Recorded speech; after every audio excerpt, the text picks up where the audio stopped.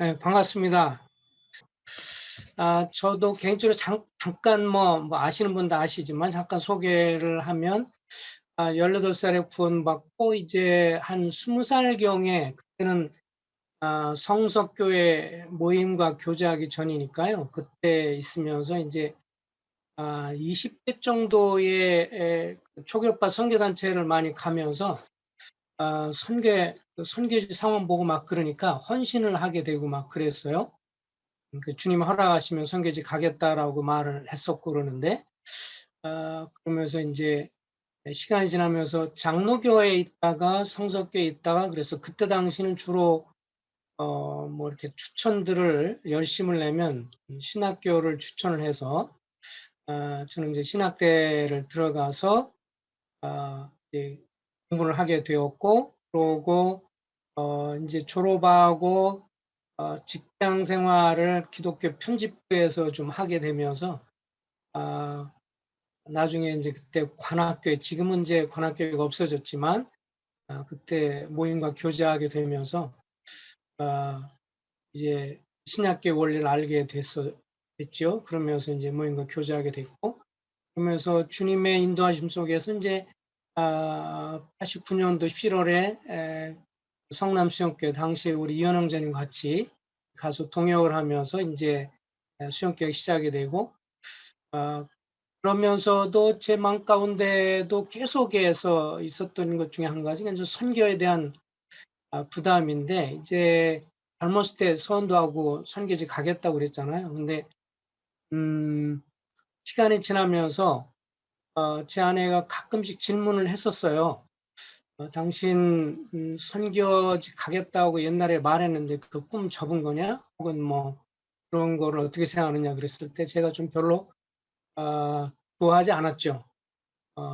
어쨌든 제 잔잔한 파도에 뭐 돌을 던지는 분위기였기 때문에 그랬는데 나중에 인제 그때 뭐라고 말했냐면 "주님이 내몰지 않으면 나는 가지 않겠다." 선교지를 가 보니까 장난이 아닌 거예요. 태국부터 뭐 그때 당시에 동남아 다니면서 날씨부터 여러 가지 보면서 이건 보통 일이 아닌 거죠. 그런 가운데 주님이 저를 이제 다루기 시작하면서 97 년도에 집이 경매가 되고 어렵게 되면서 정말 힘든 상황이었고 전세금을 잃어버릴 상황이었을 때 '왜 이런 일이 일어났을까?' 많이 어려움 당하고 기도하고 그러다가 어느 날 시편 50 편을 보면서 '지극히 높은 자에게 내 소원을 갚으며' 이 말씀을 보면서 정신이 번쩍 들었고 그래서 주님 앞에 기도하면서 혹시 제가 한 20여 년 전에 주님 앞에 이렇게 가겠다고 약속했던 거를 성취하기를 원하십니까? 그렇게 인제 기도하면서 주님 앞에 조건부를 내밀고 주님이 기적을 베풀어서 전세금을 잃어버리지 않게 해 주시면 선교지를 가겠습니다. 이렇게 2 년간을 사실은 정말 그때는 눈물로 기도를 많이 했죠. 왜냐하면 저희 실수로 집을 들어가는데 전세 집 들어간 게 경매가 됐으니까. 근데 정말 주님이 기적을 베풀어 주셔서 그 시간 관계상 다 말씀 못 드리지만 주님이 은혜 주셨고 기적을 베풀어서 전세금을 잃어버리지 않도록 다 대법원 판결이 나오게 되면서 새로운 판례가 저한테도 적용되고 그러면서 결국은 '빨리 서둘러 선교지 가야 되겠다.' 그러니까 옛날에는 '마땅히 선교를 해야 된다.'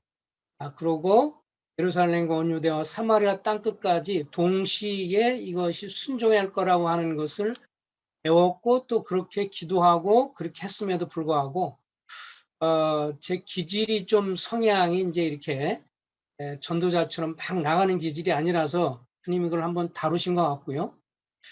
그래서 그 환난 중에 기도 가운데 "소원해야 되겠다." 그래 가지고 "갚아야 되겠다." 그래서 정신을 차리고 가고자 했을 때 수영교회에서 인제 아직 장로들 세우는 문제가 준비하는 데서 한 5년 정도가 더 준비 기간을 갖고 2004 년도에 인제 미얀마를 염두에 두고 그때 당시는 좀 비자 얻기가 더 힘들었어요.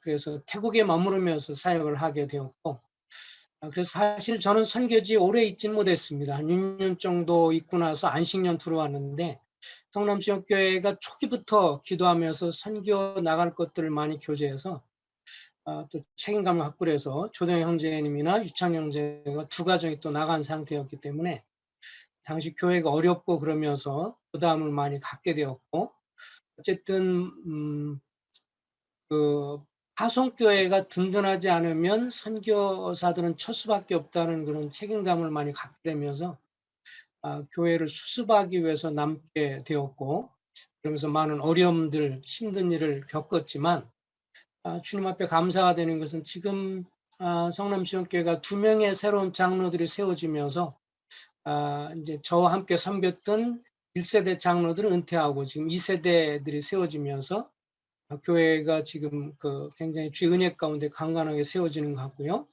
2세대 장로들이 그때 당시에 고등학생들 막 이런 청년들이었던 차세대들이 지금은 장로들이 되어서 섬기게 되면서 주님 앞에 감사가 되고 그래서 제가 사실 수영교회에 있으면서 그렇게 할 일이 별로 없어요. 한 30년 섬기다 보니까. 그리고 주님이 제게 주시는 것 중에 한 가지는 충성되고 지혜 있는 종이 되어 주인에게 그 집 사람들에게 맡아 때를 따라 양식을 나눠줄 자가 누구냐. 주인이 올 때 그 종이 이렇게 하는 것을 보면 복이 있으리로다. 이 말씀을 제 평생의 말씀으로 주셨기 때문에 수영에 있으면서 새로운 장로들 또 이렇게 젊은 사람 세워지고 말씀 교제하면 한 달에 한 번, 2달에 한두 번 설교할까 말까 하는 그런 상황이 돼서 주님 앞에 기도하며 선교지도 하는데 연약한 모임을 돌봐야 되겠다, 방문해야 되겠다. 그래서 여러 모임을 이렇게 방문하고 연약한 모임을 방문하다가 평택 중앙교회로 주님이 인도해 주셔서 2년 전에 이제 평택 중앙에 와서 여기는 이제 전임 사역자가 없었기 때문에 기도를 계속 해왔고 요새는 설교하는 복을 받았습니다. 수영에 있을 때는 뭐 한 달, 2달에 한두 번 이렇게 했는데 지금은 한 달에 6번 설교를 해야 돼서 너무 설교가 많습니다. 어쨌든 말씀을 나누니까 좋고 감사되고 그런 측면에서 어쨌든 선교지도 그렇고 어디 그 연약한 데는 어느 곳에든지 섬겨야 되니까 주님이 그런 은혜 주셔서 감사하고 우리 아이들은 찬이원이는 이제 수영기 계속 남아서 계속해서 수영교회를 섬기겠노라고 그래서 어쨌든 학생부나 또 같이 이렇게 가끔씩 이렇게 또 은혜 가운데 말씀 교제도 하고 그러면서 동참하게 돼서 감사가 됩니다.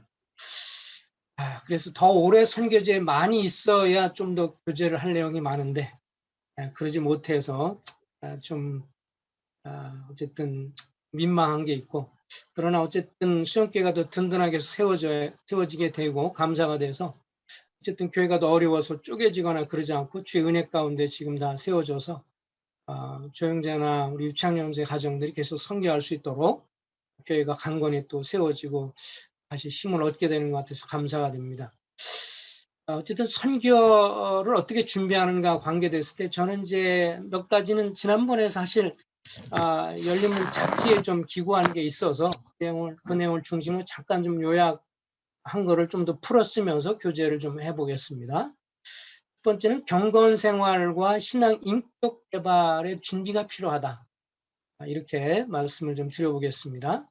경건 생활 그리고 신앙 인격 개발의 준비가 필요하다.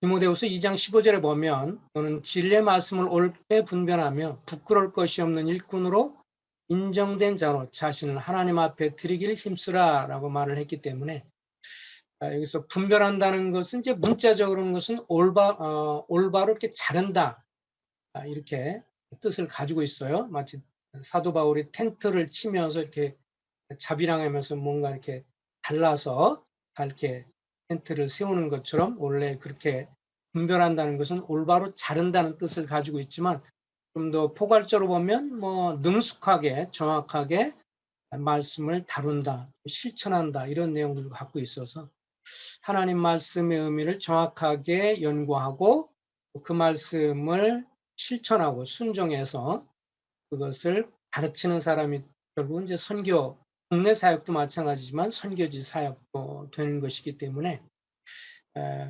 그래서 어쨌든 그런 것들을 생각하면서 저는 1차적으로 가장 강조하고 싶은 것이 이제 경건의 일기 쓰는 것을 훈련하라라고 하는 것을 말씀드리고 싶습니다.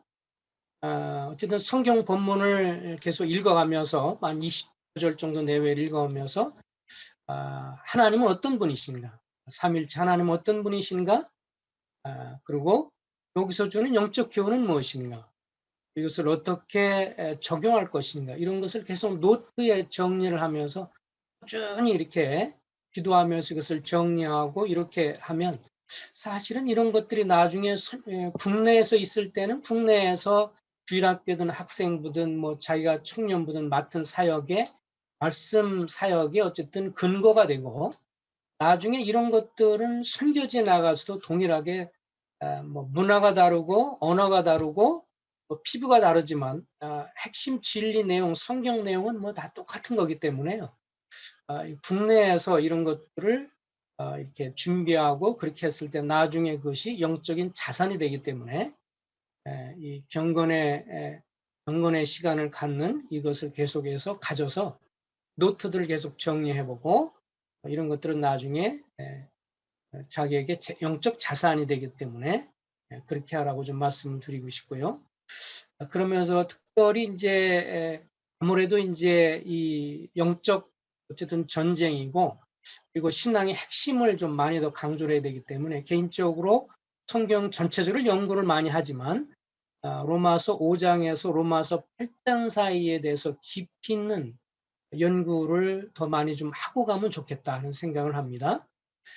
그래서 승리하는 삶에 대한 이런 면들, 국내보다는 선교지 가면 더 스트레스 받는 것이 많고, 이 문화적으로 일단 동남아라든지 이런 데 가면 열대 지형이기 때문에 날씨 때문에도 엄청 스트레스를 받고, 그러기 때문에 이제 그러고 이제 또 처음에는 음식도 힘들고 나중에 적응되면 좋지만, 그 제가 타국에 있으면서는 음식 같은 경우 먹는 데가 저도 파치를 처음에 못 먹었거든요. 막 모든 음식마다 태국 미얀마다 파치가 있는데 그거를 먹기가 너무 처음에는 막 아주 부담스러웠는데 정말 믿음으로 먹었는데 나중에는 정말 맛있었고, 그거가 되니까 인제 나중에는 적응이 되더라고요.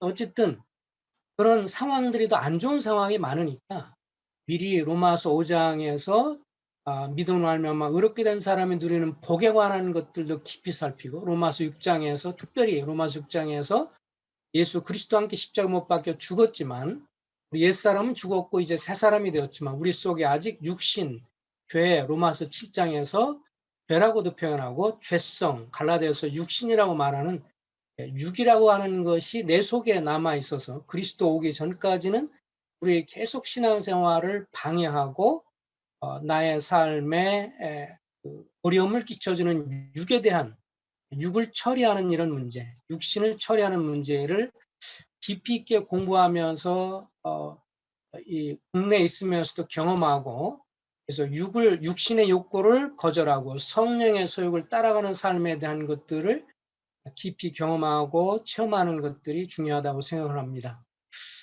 그래서 뭐 좀 시간을 가지려면, 도움을 좀 받으려면 뭐 예를 들면 로이 존스의 로마서 강해 좀 인내를 갖고 읽으시면 좋고, 그거가 좀 그렇다면 실제적으로 존 스타트의 로마서 강해가 좀 한 권으로 되어 있거든요.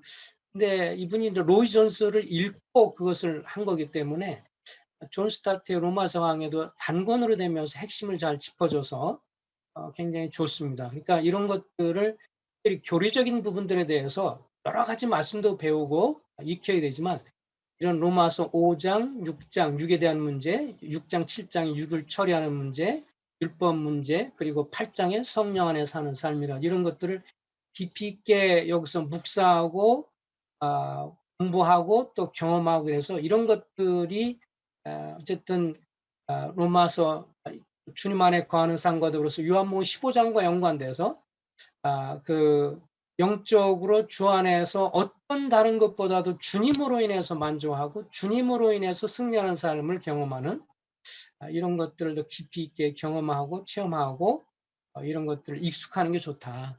그래야 나중에 선교지 갈 때 더 스트레스 받고 더 어려운 상황에서 그런 미리 그런 것들을 접한 내용들을 근거로 해서 또 주님을 더 경외하고 또 주님을 더 의뢰하면서 아 가르칠 수 있고 또 도울 수 있다고 생각이 들어서 이런 것들은 미리미리 한국에 있으면서 공부를 깊이 좀 심도 있게 공부를 하면 좋겠다고 생각이 됩니다. 아울러서 건전한 분별력을 갖는 것이 중요합니다. 이런 면에 있어서 저는 이제 뭐 다들 알 수도 있겠지만 이 맥달리 형님이 쓴 것 중에서 이렇게 구분된다라는 책이 있죠. 이 책 같은 경우는 굉장히 단순하면서도 세대주의의 가르침의 핵심 같은 경우들을 이제 다뤄주고 있는 건데, 이 중에서 특별히 13과 같은 내용, 13과 내용이 이제 그 근본적인 문제와 중요한 문제와 비본질적인 문제, 이런 내용들을 깊이 이렇게 숙지를 하고 이렇게 나가는 것이 좋다고 생각을 합니다. 왜냐하면 이제 이런 내용들이 이 근본적인 문제가 뭐냐, 성경에서 말하는 근본적인 진리가 뭐냐, 예를 들면 성경이 하나님의 감동으로 되었고 삼일체 하나님에 관한 것, 주님의 신성 인성, 주님의 대속의 죽음과 부활, 불신자의 영원한 형벌, 이런 것은 근본적인 진리이기 때문에 이건 목숨을 걸고 지켜야 할 문제잖아요. 이 문제에 있어서는 타협의 여지가 없고, 이것과 동의가 되지 않으면 같이 동요할 수 없을 뿐만 아니라 같이 함께 할 수도 없는 아주 근본적인 진리입니다. 그렇지만 근본적이지 않지만 중요한 교훈들이 있어요. 예를 들면 침례, 그 다음에 이혼과 재혼, 장래 사건의 개관, 하나님의 선택과 인간의 책임, 그 다음에 신자의 안전, 성령의 은사, 교회에서의 여성의 역할 등, 이런 거는 사실 중요한 성경적인 진리이고 중요한 내용이지만 근본적인 진리는 아니잖아요. 다시 말하면 여기에는 경건한 분들도 의견 차이가 있습니다. 사실은 모임 안에서도요, 형님들 사이에서도 이 부분에 있어서는 어느 부분까지가 하나님의 선택이고 어느 부분까지 인간의 책임인지, 이 부분에 대해서는 깊이 따지면 서로가 일치하지 않을 수 있습니다. 그러나 이것은 근본적인 진리는 아니기 때문에 이거 갖고 목숨 걸고 싸울 문제가 아닙니다. 이 개인적으로 주님 앞에 분별한 걸 갖지만 다른 성도님도 이 부분에서 약간의 견해 차이나 이런 것이 있다고 하는 것을 서로 존중할 수가 있어야 하고요. 그 다음에 비본질적인 문제 있잖아요. 그래서 만찬에 있어서 포도주나 포도즙이냐, 그 다음에 뭐 누룩 없는 빵을 써야 되느냐, 빵에 되느냐, 큰 잔을 하나를 써야 되느냐, 아니면 분잔을 할 수 있느냐. 핵심은 이것을 향하여 나를 기념하라, 주님을 기억하는 것이 가장 핵심이지. 분잔은 그렇기 때문에 분잔을 할 수도 있고요, 컵을 그냥 할 수도 있고요. 이거는 목숨 걸 문제가 아니죠. 근데 과거에 이렇게 보면 이제 이런 부분에서 과거에도 보면 이 형님들 사이에 분란이 있었고 다툼이 됐고, 이것 때문에 서로 어려움이 되며 사실 더 중요한 형제 사랑을 잃어버릴 수가 있습니다. 그래서 이건 국내 사역도 마찬가지지만 선교지 가서도 동일한 문제죠. 근본적인 문제에 대해서는 목숨을 걸지만 이 중요한 교훈에 있어서는 약간의 견해 차이가 있고 같은 모임의 형제님들 사이에서도 견해차가 있을 수 있다라고 하는 것, 이거를 서로 존중하는 것들을 서로 배워야 한다고 생각을 합니다.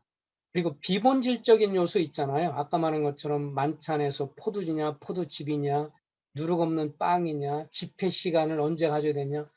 네팔이나 인도나 뭐 네팔 같은데 이쪽에서는 뭐 연행이 오랫동안 했지만 토요일 날 주일 모임을 갖잖아요. 거기 가가지고 주일날 모여야만 되고 토요일날 안 모여야 된다, 이렇게 나가면 어려워지는 거죠. 그러니까 그런 건 비본질적인 문제이기 때문에 그 집회 시간, 집회 악기 사용, 어떤 성경을 사용할 것이냐, 흠정력 성경이 좋은 것이지만 흠정력 성경만 하나님 말씀이다, 이렇게 킹제임스만 이렇게 된다고 하는 것은 상당히 문제가 많죠. 그리고 사역의 방법, 그래서 비본질적인 문제, 이런 것들에 대해서 시간을 들여서 같이 다툴 문제가 아니다. 왜 이런 것들에 대한 건전한 분별력이 필요할까? 이런 것들에 대한 분별력을 갖지 않으면요, 별것도 아닌 문제 갖고 나중에 선교사 간에 크게 다툴 수 있고요, 현지인 간에 현지 일꾼들 사이에서도 다툴 수가 있어요. 그러니까 근본적이지 않은 문제에 관해서는 좀 더 관대함이 필요하다. 라고 하는 것, 이런 것들도 좀 우리가 생각을 해 봐야 합니다. 그래서 이, 이 선교지에서 이제 어찌됐든 선교사로 나가게 되면 좋든 싫든 간에 선교지에서는 한국을 대표하게 되고, 작게는 한국을 대표하게 되고, 또 결국에 가서 이 하나님의 사람으로서 특별히 또 장로로서 역할을 할 수밖에 없어요. 좀 젊은 사람이 나간다 할지라도 그런 역할을 할 수밖에 없기 때문에 최대한 이런 성경에 관해서 이 건전한 분별력을 갖고 너무 좌로나 우로나 치우치지 않고 그 완만한 그런 말씀을 준비하면서 분별력을 가지고 나가는 것이 중요하다고 생각이 되어집니다. 그리고 인격적인 면들에 대한 것에 있어서는 뭐 좋으나 싫으나 우리는 우리의 한계를 뛰어넘을 수가 없기 때문에 이왕이면 지역계 장로들과 더불어서요, 좋은 관계를 맺는 것을 훈련해야 합니다. 선교사의 큰 힘 중에 한 가지는 선교제 갔을 때 지역계 인도자들과 좋은 관계 속에 있어야 이제 기도의 지원이 될 수 있고요. 관심을 갖고도 그럴 수 있기 때문에 그 인도자 형제님들과 더불어 좋은 관계를 가지면서 배우려고 하고, 그러면서 내가 갖고 있는 인격적인 약점이 뭔가 하는 것을 알고, 또 인격적인 장점이 뭔가 하는 것들 좀 들어볼 필요가 있고요. 그래서 인격적인 약점에 대해서는 계속 개발하려고 애를 써야 하고, 또 자기가 갖고 있는 장점은 계속해서 그 약점은 보완을 하고 장점은 개발하려고 힘을 쓰는 것도 필요합니다. 그러니까 사실은 그러니까 연세듦 있고 좀 모임에 존경받을 만한 분들과 관계 속에서 제 약점이 뭐라고 생각하세요? 그러고 이제 또 단점뿐만 아니라 이제 장점은 뭐라고 생각하세요? 그래서 듣고 장점을 좀 개발하는 그런 것들이 필요합니다. 사실 우리 한국 문화권에서는 그런 것들을 잘 못하지만 이 서양 사람들이 좋은 장점 중에 한 가지 좀 그런 면이 있는 것 같아요. 자기의 실수, 약점 이런 것들을 얘기할 수 있는. 제가 93년도, 4년도에 맥도날드 형님하고 깁슨 형님이 운영하는 이제 제자훈련 과정을 참석했을 때 저를 추천하는 추천서 속에서도 그 추천서에도 그게 나왔어요. 나의 약점이 무엇이냐? 세 가지를 써라. 내가 갖고 있는 장점을 세 가지를 써라. 그런데 저를 추천한 분이 장점만 쓰고 약점을 쓰지 않았으면 별로 참고를 하지 않았다 그러더라고요. 그러니까 어떤 사람이든 간에 장점이 있고 단점이 있으니까 그래서 장점이 있을 뿐만 아니라 약점을 알아야 하고, 그래서 그 프로그램 중에서 이제 설교라든지 교제하면서 어떤 게 있었냐면, 내가 설교할 때 주변에 같이 훈련받는 형제들한테 내 약점에 대해서 좀 얘기해 주세요. 설교할 때 제가 뭐가 약점이고 뭐가 장점이 좀 알려주세요.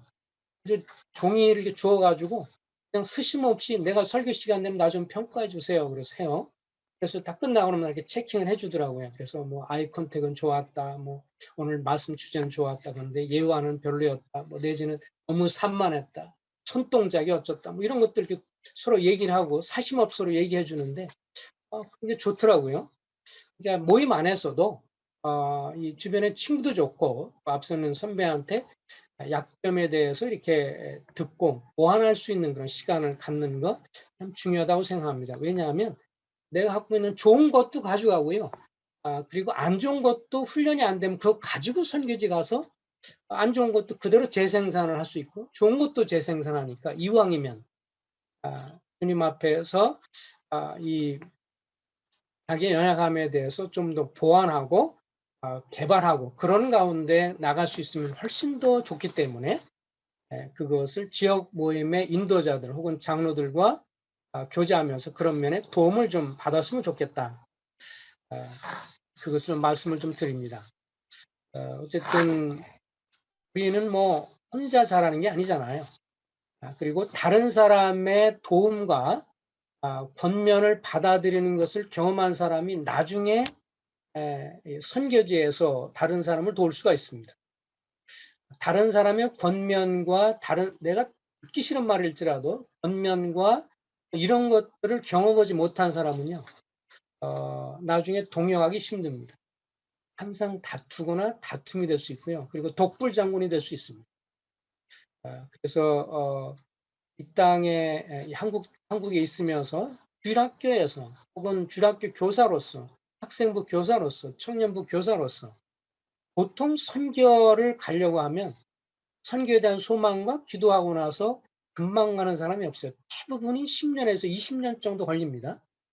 통상적으로 그렇다고 그래요. 그런 소원을 갖고 기도하던 나중에 이제 가는 경우가 많으니까 그런 긴 기간에 자기 지역 모임에서 학생부 교사 안에서 서로 교류, 그들을 통해서 내 약점도 듣고 서로 교환하는 것, 또 그들과도 동역을 잘하는 것, 이런 것들은 굉장히 중요한 것입니다. 한국에서 동역을 잘하는 일꾼은 선교지 가도 동역 잘하고요. 한국에서 동역을 잘 못하고 주일학교나 학생부 교사, 청년부 교사로서 동역을 잘 못하는 분은요, 나중에 어디 가든지 또 다른 분과 문제와 어려움이 있을 수 있습니다. 그래서 이런 것들은 다 어디 갔는지 동일한 거기 때문에 국내에서 그런 것들도 다 훈련이라고 하는 것을 생각하시면서 교제하고 지역 모임과 연관을 맺으면 좋겠다고 생각을 합니다. 허드슨 테일러가 중국 내륙 선교회를 설립했죠.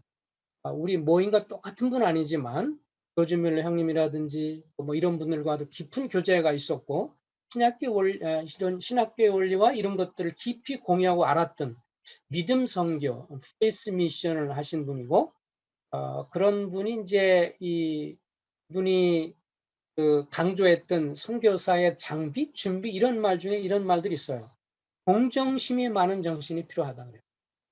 선교제 나가는 분은 이제 다른 사람을 언제든지 도우려고 하는 동정심이 많은 사람, 그리고 낮은 자세로 늘 섬기려고 하는 사람, 그리고 인내심이 많은 사람, 그리고 동역할 줄 아는 자세. 여러 가지 것 중에서 특별히 생각나는 것은 이런 면들이 참 중요하다고 생각이 되어집니다. 기혼자들 경우 이제 결혼하게 되면 원만한 가정생활, 그래서 뭐 전도출판사에서 나와 있지만 그 부부생활, 결혼생활에 대한 그런 성역 공부를 이제 교회 지역계 장로들하고도 하면 좋고요. 부부 사이에서도 하도 좋고요. 그래서 둘 사이에 원만한 부부생활을 같이 경험하고 그렇게 이런 것을 유지할 수 있어야 선교지 가면 결국은 동일하게 이제 가정, 둘이 원만하게, 아까 우리 장윤재님도 잘 얘기를 했는데 원만한 부부 생활 자체가 힘이고 그것이 결국은 그분들한테 보여주는 본이 되기 때문에 가정생활, 원만한 가정생활을 잘 꾸려 나가는 것, 이것이 굉장히 또 중요한 것입니다. 그래서 미혼으로 있을 때 미혼으로 살면서 미혼으로 삶의 때는 자기가 최고고 잘 하는 줄 알거든요. 보통 결혼해봐야 자기 실상을 알 수 있어요. 결혼을 통해서 자기가 얼마나 이기적인지. 저는 제가 결혼하고 나서 제가 이기적이라는 사람을 알았어요. 그전에는 아주 괜찮은 사람인 줄 알았는데, 그래서 결혼을 통해서 내가 얼마나 이기적인 거라는 것을 알게 되고 배우게 되면서 어떤 원만한 가정생활 이런 것들이 굉장히 중요하고 또 자녀 양육에 있는 면에 대해서도 자녀 양육에 대해서도 잘 자녀들을 양육해야 선교지에 가서 좋은 본으로 가르칠 수 있기 때문에 그런 측면이 굉장히 중요합니다. 뭐 제가 GNTV에서 2017년도 기혼자매 수양에서 자녀 세미나 한 두 강의 정도가 GNTV에 올라와 있더라고요. 근데 그 외에도 다른 지역 모임에서 자녀 세미나를 했는데 나중에 필요한 분이 있으면 말씀하시면 그것을 이렇게 좀 듣도록 오늘 연결시켜 드리도록 하겠습니다. 어쨌든 자녀들이 어쨌든 간에 자녀들 향해서 투자하는 것들이 많이 필요하고요. 제가 이제 선교지에 있으면서 우리 모임 선교사들과 이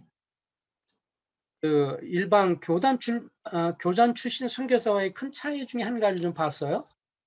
제가 이제 미얀마에 그때 당시에 이제 좀 돈을 많이 투자해야만 사업 비자를 얻을 수 있어서 뭐 그렇게 못하고 방문을 하면서 태국 머무르면서 방문을 하게 되고 막 그렇게 했었는데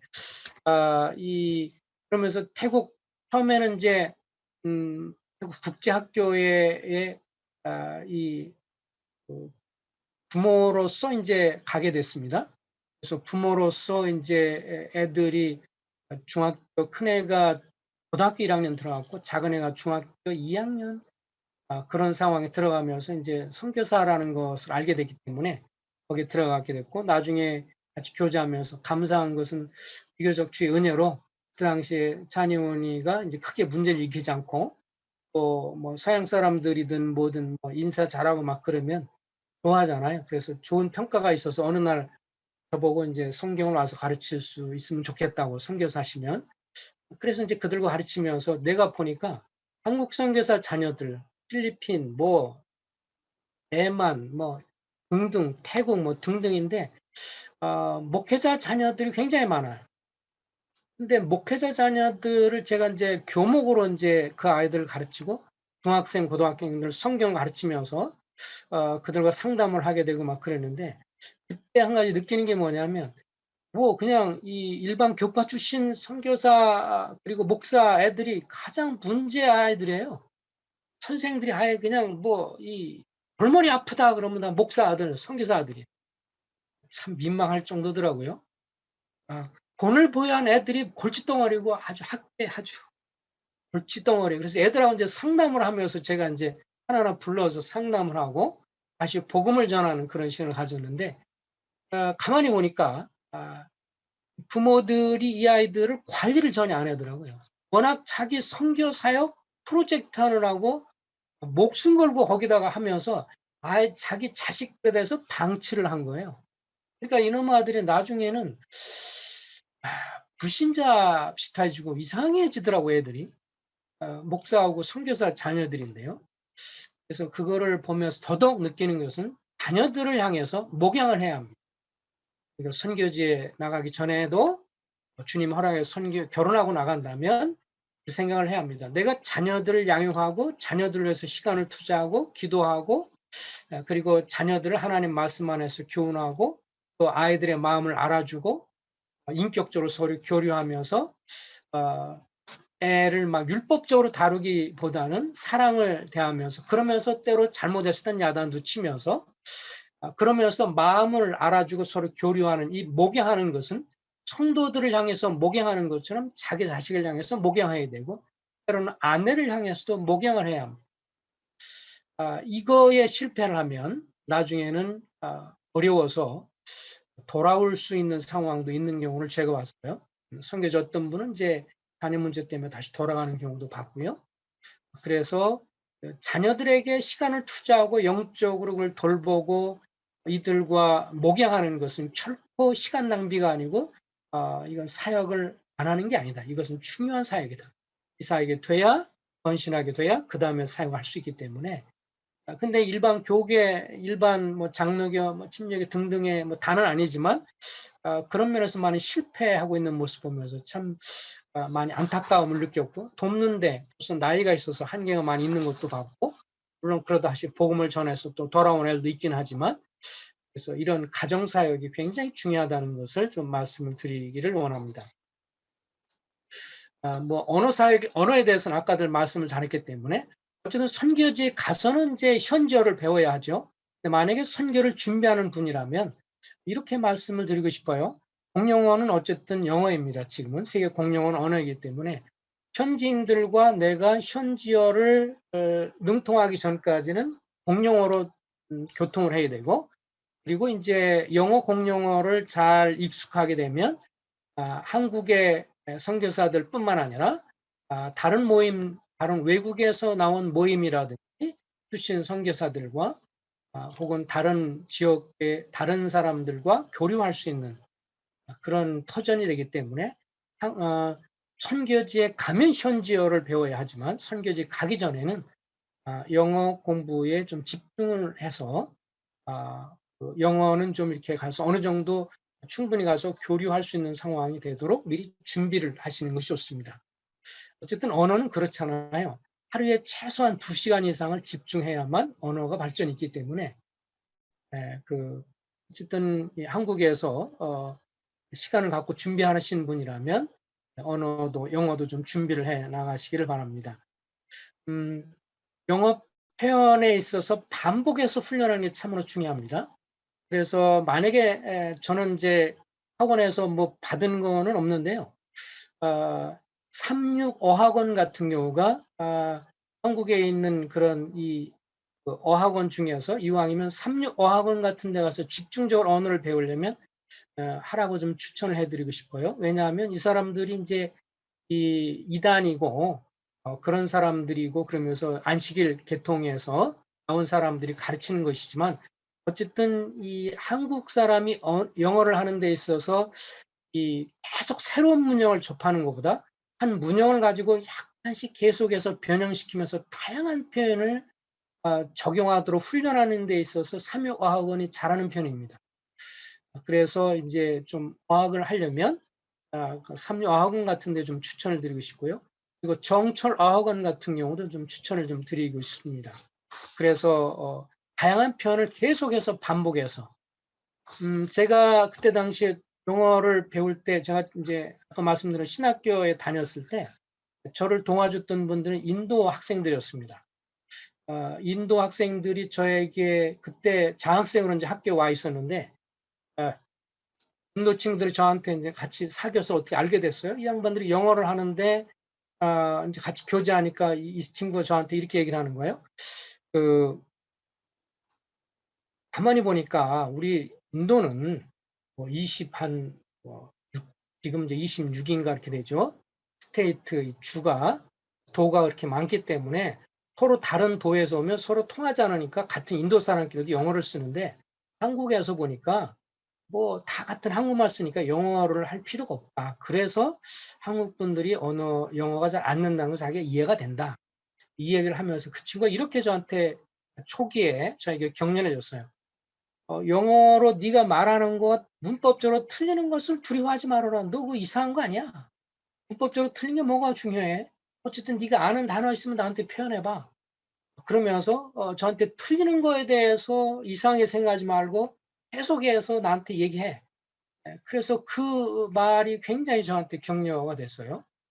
그러니까 어차피 그 언어는 인제 그 표현을 해야 되기 때문에, 누가 그렇게 말씀했어요? "수학은 연필로 계속해서 써 나가야 수학 문제는 풀어갈 수 있는 거고, 영어는 말로 해야 배운다." 그랬어요. 언어는 정말 그렇습니다. 뭐 영어뿐만 아니라 어느 나라 말이든지 신기한 것은 우리 뇌가요. 말을 표현을 해야, 내 말로 표현해야 표현하면서 '내가 틀렸구나. 내가 맞았구나.' 이걸 내가 인식하면서 발전할 수 있거든요. 그래서 영어를 이렇게 그냥 두꺼워도 자꾸 배울 수 있기를 바라고요. 저도 선교를 생각했기 때문에 과거에 이렇게 보면 생명 말씀 전할 때 외국인이 있으면 무조건 가서 붙었습니다.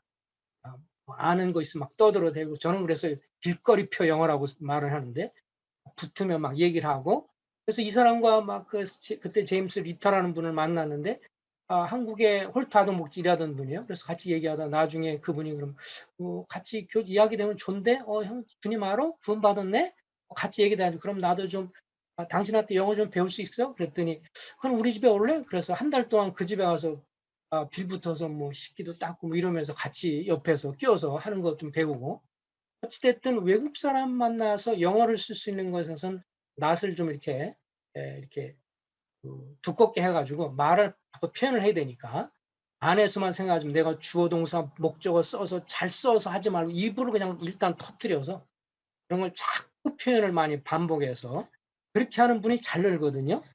좀 담대함을 가지고 좀 이렇게 그 부분에서 어느 정도 좀 이렇게 소통이 되는 가운데 선교지 갔으면 좋겠다 하는 면에서 좀 말씀을 드립니다. 인도 그 친구가 그때 그러더라고요.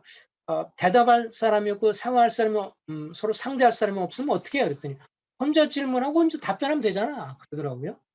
혼자 떠들고 혼자 질문하고 혼자 답변하고 이렇게 떠들고, 그다음에 에 그 쉬운 거 중학교 한 3 학년, 그다음에 고등학교 1 학년 정도 되는 거, 막 그런 내용의 회화라든지 교과 내용을 말하고 닳도록 듣고 따라서 하세요. 그렇게 하면 계속 반복하고 듣고 따라서 하고 듣고 따라서 계속 반복하게 하면 그런 면에 도움이 됩니다. 물론 나중에 인제 그렇게 하다 좋으면 호주의 지어로를 하든지 이런 데 직접 가면 좋겠지만, 국내에서 할 수 있는 그런 것도 그런 면들 하면 좋겠습니다.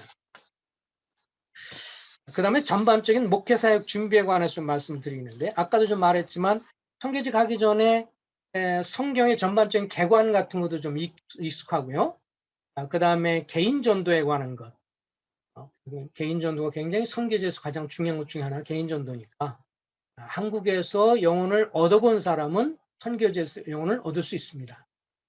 언어적인 그런 약점이 있지만 나중에 결국은 그것이 같은 영의 싸움이고 영적인 전쟁이기 때문에 한국에서 주변에 있는 사람한테 기도하면서 접근해서 교제해서 복음을 전해서 그가 주님께 돌아오는 걸 경험하고 이런 것들이 경험되면 나중에 선교제에서도 그런 역사는 다시 일어날 수 있습니다. 그렇기 때문에 개인 전도 그리고 그룹 토의로 서로 인도하는 거라든지 신방하고 상담하는 거 이런 것들 한국에 있으면서 최대한으로 선교지에 나가기 전에 경험을 하면 할수록 좋다고 생각합니다. 그래서 장로님들과 나중에 선교를 나가려고 그러면요. 시간 지나면서 장로님들하고 계속 교제하셔야 합니다. 그 기도 제목도 내려놓고요. 그럼 지켜보거든요. 저 형제가 가려고 그래? 저 자매가 생각하고 있어? 그렇다고 금방 인정해 주는 분 별로 없어요. 여러분의 삶을 지켜볼 겁니다. 그러나 기도하면서 또 말씀드리고 또 기도하고 그러면서 준비하고 그러면서 그분들한테 저도 좀 가르쳐 주세요. 나중에 가급적이면 신방하는 데 같이 쫓아갈 수 있기를 바랍니다. 그리고 상담할 때 옆에서 제가 배울 수 있도록 허락해 주세요. 그래서 상담하는 거, 신방하는 것도 옆에서 배우시면 좋습니다. 최대한으로 국내에 있으면서 장로님들이 하는 걸 옆에서 돕고 보고 배우는 것을 경험하는 것을 추천드립니다. 그런 것들이 영적 대산이 되는 것을 보게 됩니다.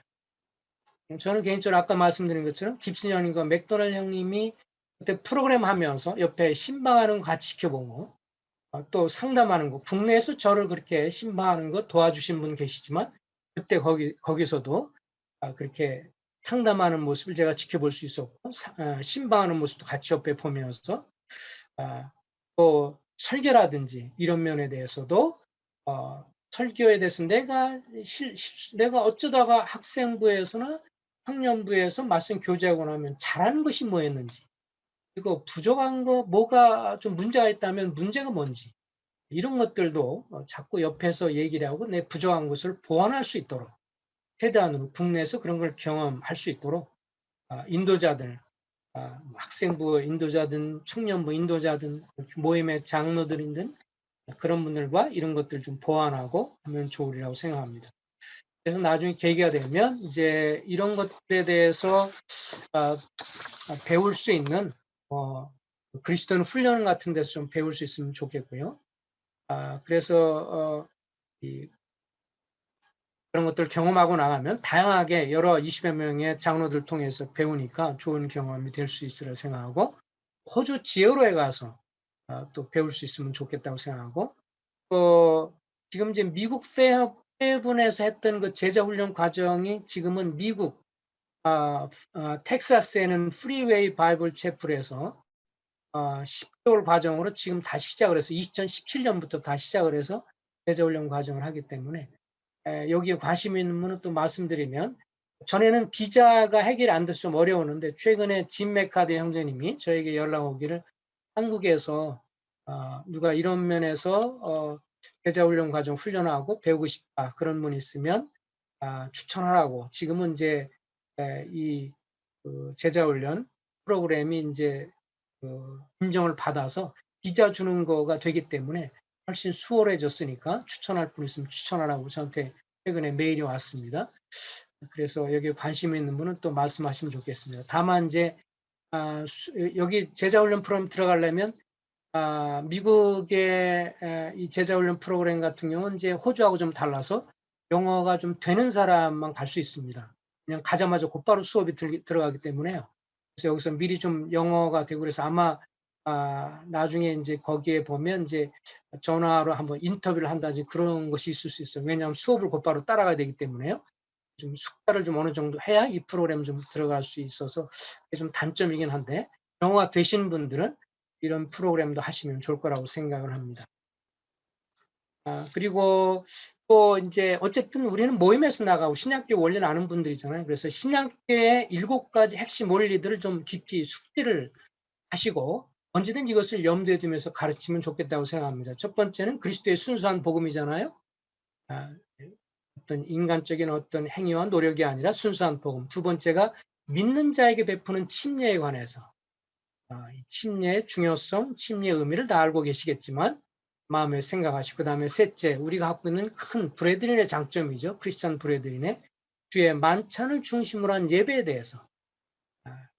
그래서 이 주의 만찬의 주의 만찬 중심의 예배. 넷째가 복수 지도력에 의한 교회 운영. 복수 지도력 같은 경우가 처음에는 이 처음에 개척을 하거나 시도할 때는 복수 지도력의 형성이 안 될 수가 있습니다. 그러나 나중에 결국 세워지고 난 다음에 복수를 하게 되기 때문에, 그리고 또 장로들 간에도 은사의 차이가 있고, 장로들 모두가 다 균등하다, 동일하다 이렇게 말해서는 안 되는 거고요. 같은 장로일지라도 주님 안에서 그의 은사의 크기와 그리고 또 그의 주님이 주신 달란트와 은사의 크기에 따라서 또 역할이 좀 다르기 때문에 동등한 측면보다는 주님이 주신 질서를 서로 인정하면서 이 복수 지도력에도 어쨌든 그 안에 질서가 있다고 하는 것들도 인식하는 게 필요하고요.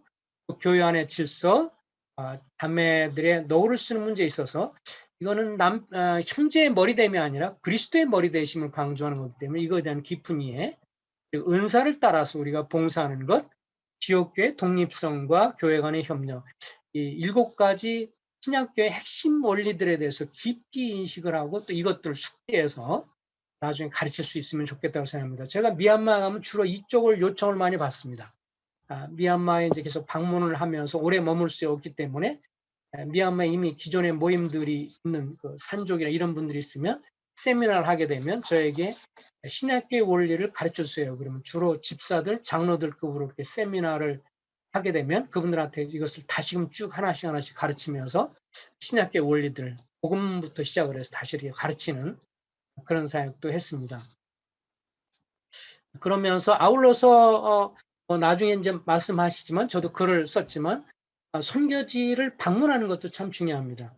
여기서 국내 안에 있으면서는 잘 생각을 하기 어려울 수 있거든요. 그러니까 선교지를 자기가 생각하고 있으면 시간이 지나면 기본적으로 전제는 지역계 장로들, 인도자들한테 말씀을 드렸다는 전제입니다.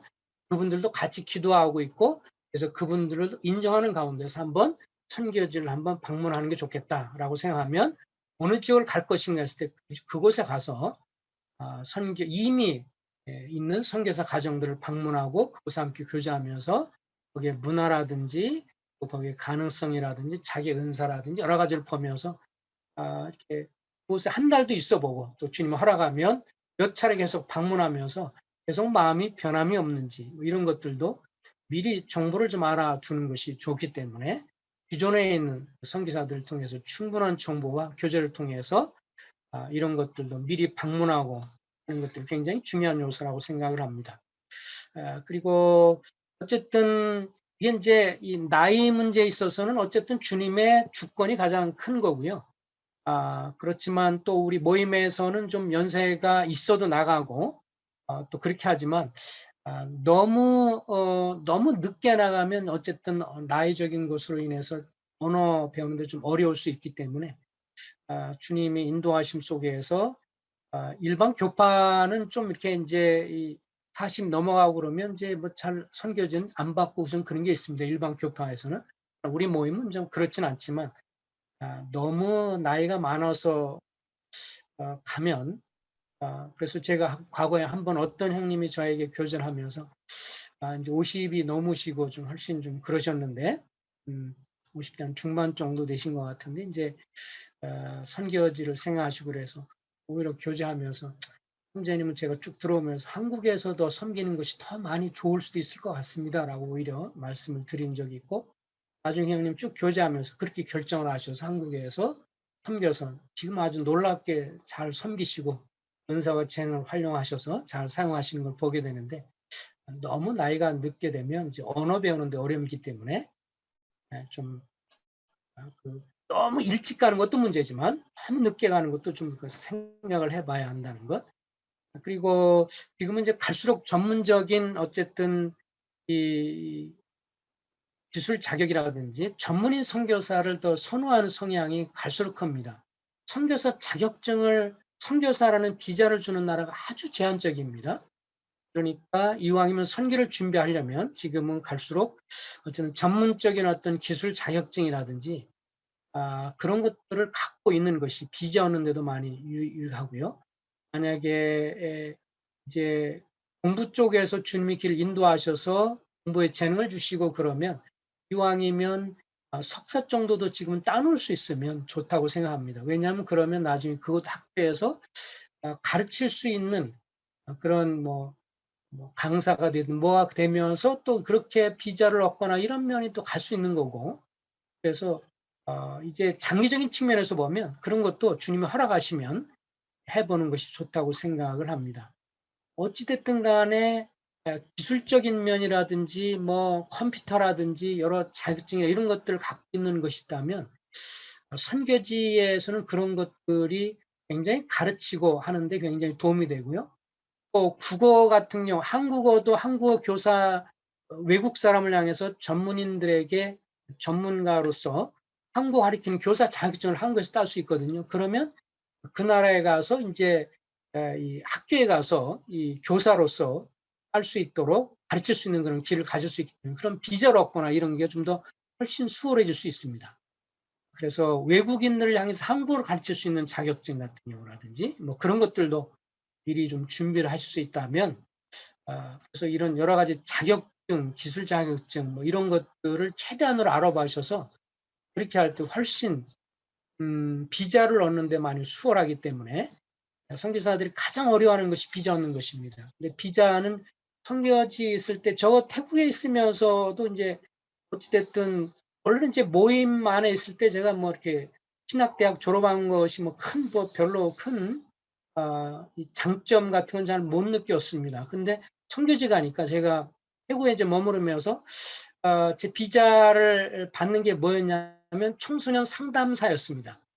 그러니까 나보고 "그럼 청소년 상담사면 그러면 그 가르칠 수 있는 자격 있는 걸 보여주시오." 그래 가지고 내 나이 그때 당시에 45 세인데 예 그때 신학교, 대학교 졸업장, 학교 성적 기록부 다 복사하고 해 가지고 다시 그 공증 받아 가지고 내서 그런 것들을 보고 경험하고 했더니 나중에 태국 이 노동청에서 "당신 청년들, 대학생들 상담 자격 있다." 그러면서 도장 찍어 줘 가지고 됐는데 어쨌든 간에 뭔가 이렇게 배워 놓은 거 있으면 그것이 써먹을 수 있더라고요. 그래서 어쨌든 이런 거 한국에서 미리 시간을 갖고 준비하는 거라면 이런 자격증 같은 경우도 준비를 해 놓으면 나중에 선교지간 아주 유용하게 사용될 수 있고 복음 전하는 데 활용될 수 있기 때문에 한국에서 할 수 있는 대로 현지인 선교사들과 교류하면서 어느 지역을 생각하면 현지 선교사를 교제하면서 그분들한테 요청을 하셔서